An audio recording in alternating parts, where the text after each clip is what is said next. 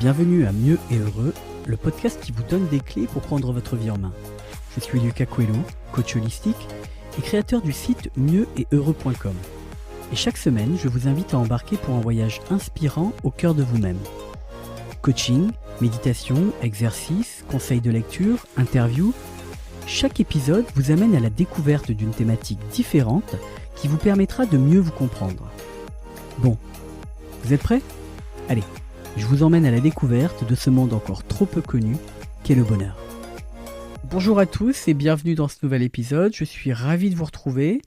Aujourd'hui, on va parler des croyances. Alors les croyances, c'est vraiment un gros morceau à comprendre et à intégrer. Je l'ai déjà un petit peu abordé dans des épisodes précédents et je l'aborderai, c'est certain, dans d'autres épisodes parce que c'est un sujet qui est vraiment essentiel, qui est vraiment omniprésent dans notre vie, dans la façon dont nous voyons la vie, dans la façon dont nous vivons notre vie et dans ce que nous pensons être. Donc c'est vraiment un sujet crucial.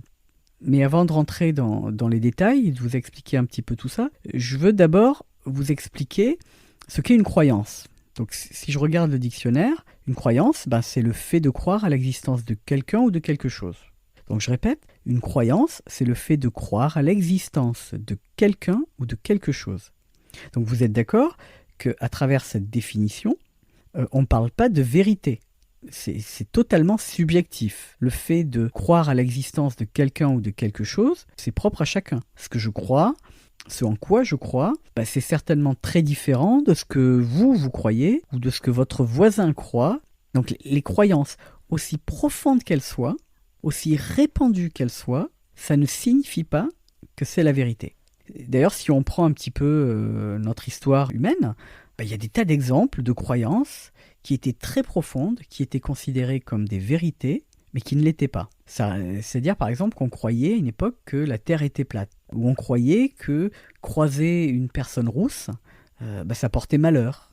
Donc, tout ça pour dire qu'en fait, une croyance, c'est quelque chose que l'on pense vrai, mais qui n'est pas la vérité. Si je veux aller plus loin, ce qui est vrai pour moi ou pour vous aujourd'hui va s'avérer peut-être faux plus tard. Ou ce que moi je croyais vrai enfant, aujourd'hui, ne l'est plus pour moi. Par exemple, je croyais au Père Noël, je croyais à la petite souris, je croyais à tout ça, et c'était une réalité. Je ne remettais pas en doute. Donc ça ne veut pas dire que la réalité a changé, ça veut dire que ce n'était que des croyances. Donc j'insiste vraiment parce que c'est important de comprendre ça. Si vous voulez, une croyance, c'est une sorte de prisme. Un prisme à travers lequel on regarde le monde. Et ce prisme, il est propre à chacun. C'est vraiment une opinion que l'on considère comme vraie. Bon, maintenant que vous savez un petit peu ce que sont les croyances, on peut se demander, mais elles viennent d'où les croyances ? Principalement, il faut vraiment comprendre que les croyances commencent à se modeler et à rentrer en profondeur dans notre enfance. Et elles peuvent avoir plusieurs sources, si on peut dire. Par exemple, une des sources de croyances, c'est les croyances familiales, ou alors les croyances culturelles ou religieuses. Je vais un petit peu les expliquer pour que vous compreniez bien de quoi il s'agit. Donc au niveau des croyances familiales, comme je disais dans un épisode précédent, si dans une famille, il y a la croyance que le monde est dangereux, l'enfant, il ne grandira pas ouvert au monde. Il n'appréhendra pas le monde de la même manière qu'un enfant qui a grandi dans une famille, qui voyage beaucoup, qui est curieuse et qui a la croyance que le monde est un magnifique terrain de jeu. Il y a aussi les croyances culturelles. Elles, ce sont les croyances qui proviennent de la culture dans laquelle on a grandi, ou du pays d'où l'on vient. Par exemple, les croyances en Europe, elles sont totalement différentes des croyances en Asie, par exemple. Ce genre de croyances, ce sont les croyances où l'on dit « oui, il faut faire des études pour avoir un bon travail, il faut souffrir pour être belle, penser à soi, c'est égoïste » ou encore « la vie est dure, il faut souffrir ». Donc ça, ce sont des croyances qu'on porte dans notre culture. D'ailleurs, c'est intéressant parce que lorsque j'ai fait mon tour du monde en sac à dos, mon premier pays, ça a été l'Inde. Et l'Inde, je ne sais pas si certains d'entre vous y sont déjà allés, mais l'Inde, c'est vraiment un choc culturel. C'est-à-dire que lorsqu'on va en Inde, tous nos repères volent en éclats. Tout ce que l'on croit être vrai est complètement chamboulé. L'Inde, pour ça, c'est vraiment le pays qui remet en cause les croyances. Et je me souviens, une fois, j'étais dans le train avec des amis, Et il y a une jeune fille qui était assise sur la rangée d'à côté et qui commence à discuter avec nous. Elle était vraiment curieuse et elle nous posait plein de questions sur notre vie, sur la France et ce genre de choses. Et à un moment, elle nous dit, mais où sont vos parents? Et on lui dit, ils sont chez eux, nos parents. Et elle dit, mais comment ça chez eux? C'est-à-dire que vous ne vivez pas avec vos parents? Et on lui dit, non. On a notre appartement, chacun a un appartement, et nos parents, ils vivent chez eux.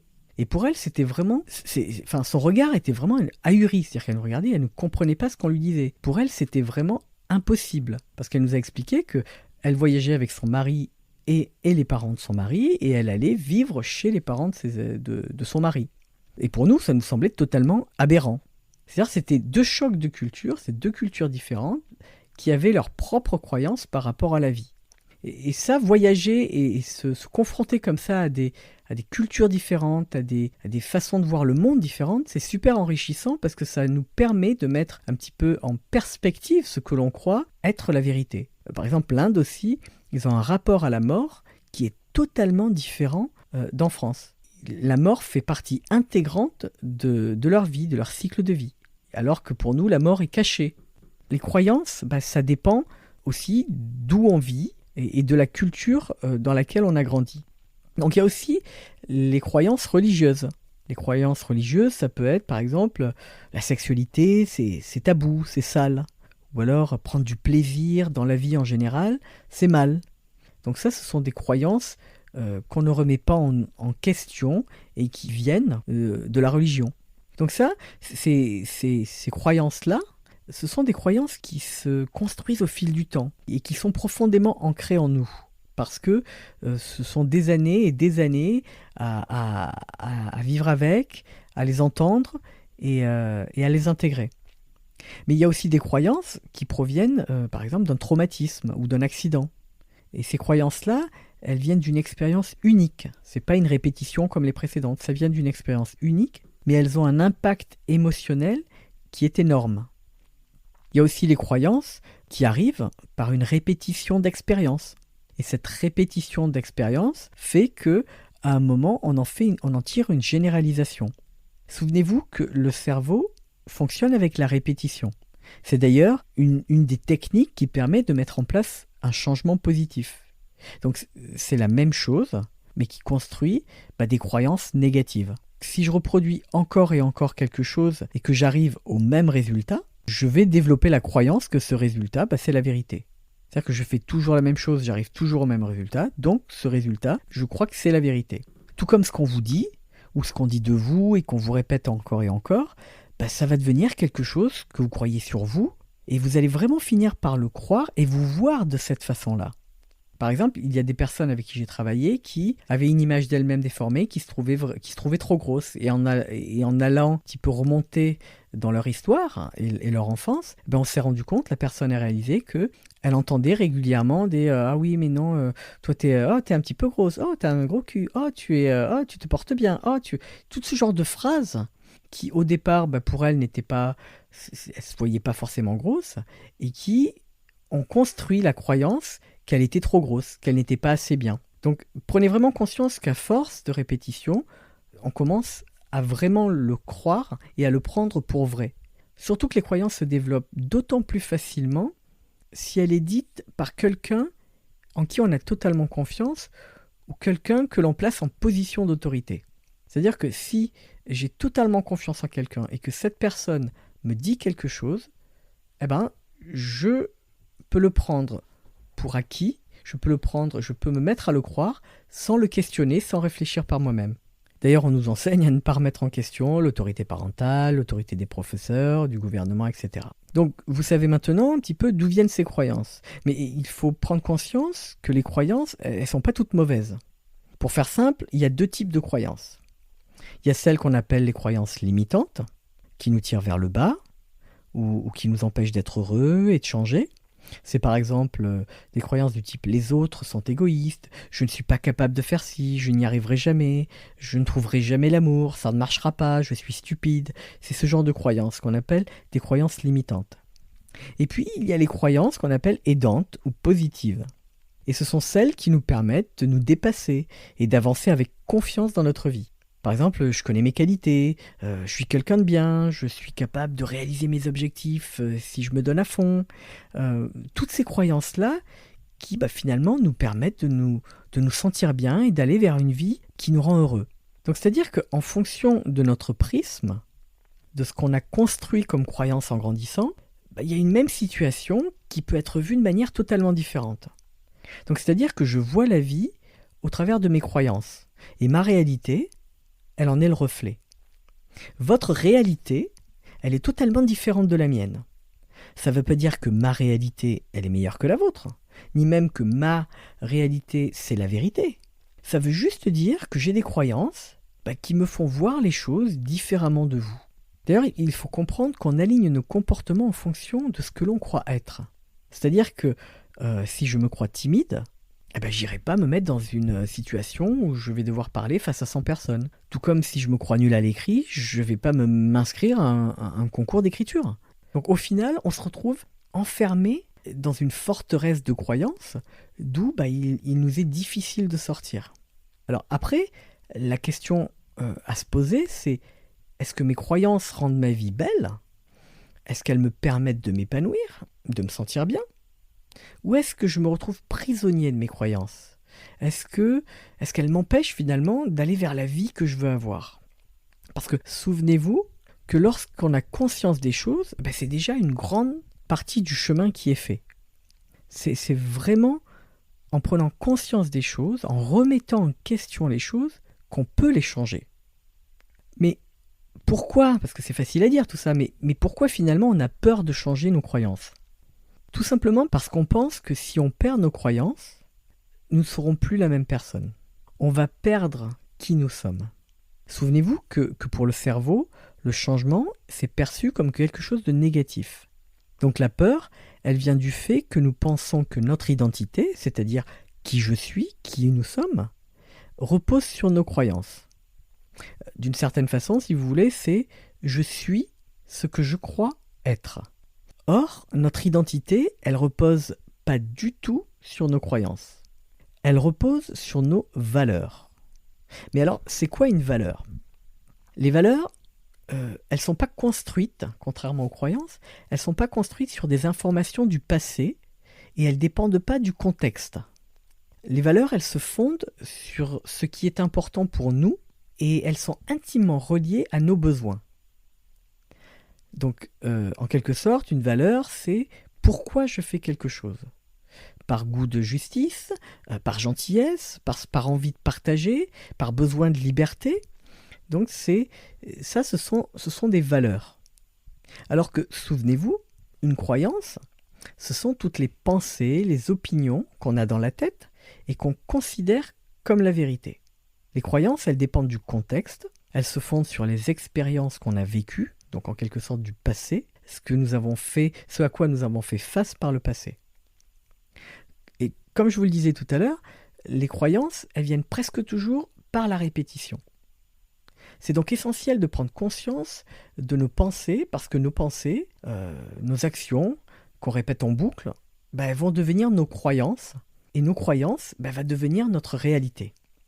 Parce qu'à force de croire les mêmes choses, on reproduit les mêmes actions. Et à force de faire les mêmes actions, on obtient les mêmes résultats. Résultats qui d'ailleurs vont venir conforter notre propre croyance. En fait, ça devient un cercle vicieux. Parce que le cerveau, c'est une machine, et plus on croit quelque chose, plus notre cerveau va chercher, à travers le prisme de nos croyances, à trouver des choses qui la confirment. Tout ça pour nous faire croire que c'est la réalité. Donc notre cerveau, il va conforter notre croyance. Il faut vraiment que vous compreniez que le cerveau, il fait toujours en sorte de confirmer ce en quoi l'on croit. Il fait toujours en sorte de confirmer nos croyances. Par exemple, pendant des années, j'ai cru qu'on ne pouvait pas m'aimer. J'ai cru qu'il fallait que j'en fasse des tonnes pour prouver que j'étais aimable. Aimable au sens de je peux être aimé.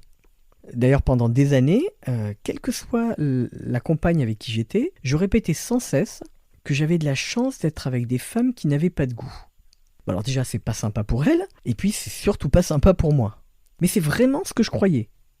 Et je croyais vraiment que pour m'aimer, pour être avec moi, il fallait vraiment avoir mauvais goût.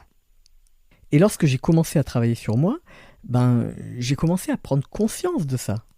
J'ai commencé à prendre conscience de toutes ces croyances que je portais et qui m'empêchaient d'être heureux. Donc je suis allé les voir, et d'ailleurs je continue encore aujourd'hui, parce que on en accumule vraiment beaucoup, donc les plus grosses ont été nettoyées, mais il y a toujours des croyances que je découvre. C'est vraiment, comme je vous disais dans des épisodes précédents, un travail sur soi, c'est vraiment un travail de longue haleine, mais ça devient de plus en plus facile si vous voulez. Donc je suis allé les voir, ces croyances, et petit à petit, j'ai travaillé pour les changer. Et aujourd'hui, je suis capable de dire que j'ai de la chance d'avoir eu ces femmes dans ma vie, mais qu'elles aussi, elles ont eu la chance de m'avoir. Donc pour changer une croyance, il faut en premier lieu avoir conscience de cette croyance et accepter de les remettre en cause. Parce que nos croyances, elles nous sont propres, et nous en sommes responsables d'une certaine façon. Souvenez-vous de l'épisode sur notre responsabilité dans notre bonheur et par rapport à nos malheurs. Il s'agit en fait de la même chose là, c'est la même dynamique. C'est-à-dire que je suis porteur de mes croyances, je suis responsable de mes croyances, je suis responsable de pouvoir changer mes croyances. C'est une bonne nouvelle parce que ça veut dire que vous avez la possibilité de le faire, on a tout en nous pour pouvoir le faire. Mais d'abord, il faut comprendre pour pouvoir en changer. Donc pour conclure cet épisode, il faut que vous gardiez en tête que ce que l'on croit, notre cerveau le considère comme vérité. Et une vérité qu'il ne remet quasi jamais en question, à moins qu'on le fasse nous-mêmes, ou que la vie nous y force. Mais que lorsqu'on a conscience d'une croyance, qu'on est prisonnier d'une croyance, on peut commencer à la remettre en question et à la changer. On va d'ailleurs finir cet épisode avec un exercice qui va vous permettre d'identifier vos croyances. Donc sur un papier, vous allez faire la liste de vos croyances en général, sur la vie, sur les autres, etc. Et vous allez également écrire les croyances que vous avez vous concernant. C'est-à-dire les messages négatifs que vous pouvez répéter en boucle, les mots, les pensées comme « je suis nul »,« personne ne peut m'aimer »,« j'y arriverai jamais »,« je suis incapable », voilà, ce genre de choses. Puis, faites la liste de vos croyances familiales. C'est-à-dire la liste des croyances que vous avez pu voir dans votre famille, que vous avez pu entendre, des choses que vous avez pu vivre en grandissant. Comme la vie est dure, il faut se battre, comme il faut être le meilleur, ou le monde est un danger, on peut faire confiance à personne, il faut tout faire soi-même, voilà. Ce genre de croyances qu'on peut avoir dans les familles. Lorsque vous avez fait la liste, demandez-vous laquelle de ces croyances est-ce que j'ai pris, est-ce que j'ai intégré, laquelle de ces croyances j'ai fait mienne. Et puis, demandez-vous également lesquelles ne vous conviennent plus et que vous aimeriez changer. Faites la même chose avec les croyances culturelles. Donc, je vous répète, les croyances culturelles, c'est par exemple, il faut faire des études pour avoir un bon travail, ou alors les femmes doivent se marier et avoir un enfant, ou penser à soi, c'est égoïste. Voilà, ce genre de croyances. Donc, demandez-vous lesquelles vous avez intégrées et lesquelles ne vous conviennent plus. Faites la même chose pour les croyances religieuses. Les croyances religieuses, c'est par exemple la sexualité c'est sale, prendre du plaisir dans la vie, c'est mal. Voilà, ce genre de croyances-là. Laquelle avez-vous intégrée? Laquelle ou lesquelles ne vous conviennent plus? Donc une fois que vous avez fait toute cette liste, une fois que vous avez listé ces différentes croyances, essayez de changer le prisme en trouvant une formulation qui en ferait une croyance positive. Par exemple, la croyance « je ne suis pas capable de réussir, je n'y arriverai jamais », elle peut devenir « j'ai les capacités de le faire, j'y arriverai si je le souhaite vraiment ». Ça, ce sont des croyances positives. Donc essayez vraiment de faire cet exercice et voyez ce qu'il en ressort. Je sais que ça ne va pas être facile parce voir ces croyances, elles sont tellement ancrées, elles font tellement partie de nous que c'est difficile de les voir et que c'est difficile d'aller les chercher. Donc voilà pour aujourd'hui, j'espère que vous avez aimé cet épisode et que vous en savez un petit peu plus maintenant sur ce gros morceau que sont les croyances. N'hésitez pas à venir nous rejoindre sur le groupe Facebook Mieux et Heureux ou alors de vous inscrire à la newsletter sur le site mieuxetheureux.com. N'hésitez pas également à vous abonner à ce podcast. En attendant de vous retrouver dans le prochain épisode, je vous remercie pour votre écoute et je vous dis à la semaine prochaine. Au revoir.